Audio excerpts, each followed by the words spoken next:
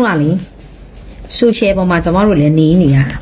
ာနေနေရတယ်ဆိုတဲ့ခါကျတော့ကောလာဟလာတွေလည်းရှိရဲ rumors တွေလည်းရှိနေသိလားဝေဖန်အကြံပြုတာဆိုရင်လက်ခံပါတယ်ကိုလည်းသူများကိုဝေဖန်အကြံပြုပါတယ်နော်ဝေဖန်အကြံပြုတာနဲ့တိုက်ခိုက်ထိုးချတာနဲ့မတူဘူးနော်တိုက်ခိုက်ထိုးချတယ်ဆိုတာကမဟုတ်တာတွေကိုအဟုတ်လို့ပြီးတော့မှလေလူတယောက်ကိုမကြဆုံးမချင်းသိလားဘယ်လိုခေါ်မလဲရည်ပဲချက်ရှိနဲ့တိုက်ခိုက်တာအဲ့ဒါတိုက်ခိုက်ထိုးချတယ်လို့ခေါ်တယ်ကျမတို့ဝေဖန်အကြံပြုတယ်ဆိုတာကတော့ဒါလေးကတော့မကောင်းဘူးဒါလေးဆိုရင်တော့ကောင်းမယ်ဒါလေးကတော့မဖြစ်သင့်ဘူးဒီလုံးရက်ကလေးကတော့မှားတယ်ဒီလိုလေးလုပ်တယ်ဆိုရင်တော့ပိုကောင်းတယ်တော်ပြီးတစ်ခါပဲတစ်ချိန်တစ်ခါပဲဒါဟာဝေဖန်အကြံပြုတာကျမတို့လည်းဝေဖန်အကြံပြုတယ်နော်အဲ့တော့သူများကိုတိုက်ခိုက်တယ်သူများကိုတိုက်ခိုက်ကျမဘယ်တော့မှသူများကိုမတိုက်ခိုက်ဘူးဝေဖန်အကြံပြုတယ်ဘာဖြစ်လို့လဲဆိုတော့ကျမတို့ကဘယ်အရာပဲမဆိုကျမပရိုက်တာကိစ္စဆိုလဲဒီလိုပဲဝေဖန်အကြံပြုတယ်ကျမတို့ကဒီလိုမျိုးဝိုင်းဝန်းပြီးတော့မှထိန်းချောင်းဝေဖန်အကြံပြုမှသူ့အကြံဉာဏ်ကိုယ့်အကြံဉာဏ်နဲ့မှကာယကံရှင်တွေကိုယ်တိုင်ကလည်း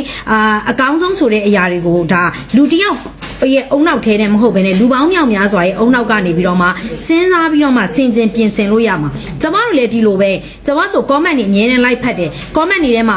ဘယ်လိုပဲချမ်းသာပါညာဆိုလို့ရှိရင်ဝေဖန်အကြံပြုတဲ့ comment တွေဆိုဒါဆိုကျမလက်သင့်ခံတယ်ဟုတ်တယ်ဒါဆိုရင်မှန်တယ်ဒါဆိုရင်ဒီလိုလေးမြင်တတ်ပါလားဒါဆိုရင်တော့ဒီလိုလေးဖြစ်ပါလားဆိုဒါဆိုပြင်ဆင်လိုက်တယ်တချို့ကကြတော့မဟုတ်ဘူးတိုက်ခိုက်တယ်လို့ခေါ်တယ်နော်တိုက်ခိုက်ထိုးချတယ်ဒီလူတဦးတယောက်ကိုချိန်လို့ရင်ချိန်လို့တယ်လက်လို့ရင်လက်လို့တယ်အပုတ်ချတယ်ခေါ်တာပေါ့နော်မဟုတ်တာအဟုတ်လို့ပြီးတော့မှလုပ်တယ်သိလားမဟုတ်တန်းတရားတွေကိုချဲ့ကားပြီးတော့မှပြောတယ်နော်ဆိုတော့အဲ့လိုမျိုးလူမျိုးတွေကျမတို့ social media ပေါ်မှာအများကြီးမြင်ရတယ်အခုဆိုရင်ပို့ဆိုးတယ်အခုခေတ်မှာဆိုရင်ဘာဖြစ်လို့လဲဆိုတဲ့ခါကျတော့ကျမတို့ Facebook ကနေ social media ပေါ့ platform တွေဖြစ်တဲ့ TikTok တို့ကျမတို့ Facebook တို့ကနေပြီးတော့မှပတ်စံတွေ monetization တွေပေးတဲ့ခါကျတော့ဒီ monetization ပတ်စံတွေကိုလိုချင်တဲ့ခါကျတော့ comment တွေရဖို့လိုတယ် reach တွေရဖို့လိုတယ် follower တွေအများကြီးရဖို့လိုတယ်အဲ့တော့ဘာဖြစ်လဲဆိုတော့ကိုယ့်ရဲ့အရေးချင်းကိုရေကိုသွေးနဲ့မလုံနိုင်ကြတဲ့ခါကျတော့သူများရဲ့ဂုံသတင်းကိုချနေပြီးတော့မှသူများကိုအပုတ်ချပြီးတော့မှလူဆိုတဲ့မျိုးကလည်းကောင်းတာပြောတာနဲ့မကောင်းတာပြောဆိုမကောင်းတာပြောတာကိုပို့ပြီးတော့မှကြိုက်တယ်လေနော်ဆိုတဲ့ခါကျတော့လူတယောက်ကိုရည်ရွယ်ချက်ရှိနဲ့တိုက်ခိုက်ပြီးတော့မှအပုတ်ချနေတဲ့သူတွေအများကြီးတွေ့ရတယ်သိလားဘာဖြစ်လို့အဲ့ဒါဟာသူတို့ရဲ့ business ဖြစ်နေတာနော်ဘာကြောင့်မှမဟုတ်ဘူးအဲ့ဒါသူတို့ရဲ့ business နော်အဲ့တော့ဝေဖန်အကြံပြုတာနဲ့တိုက်ခိုက်ထိုးချတာနဲ့မတူဘူးတိုက်ခိုက်အပုတ်ချတာနဲ့မတူဘူးအဲ့တော့အခုဒီ social media အခု platform ပေါ်မှာဆိုအဲ့လိုလူမျိုးတွေအများကြီးမြင်ရတယ်နော်ကာယကံရှင်တွေသူတို့ကိုယ်တိုင်နေကြတော့ရုပ်တွေလည်းမပြရဲဘူးအတန်တွေလည်းမထွက်ရဲဘူးလူနာမည်တွေနဲ့လည်းမသုံးရဲဘူးဘဲသူဘဲဝါဆိုတာလည်းမဖော်ပြရဲဘူးဒါပေမဲ့ဘဲသူဘဲဝါဆိုပြီးတော့မှရက်တည်နေတဲ့သူတွေအကုန်လုံးကိုတော့ဝေဖန်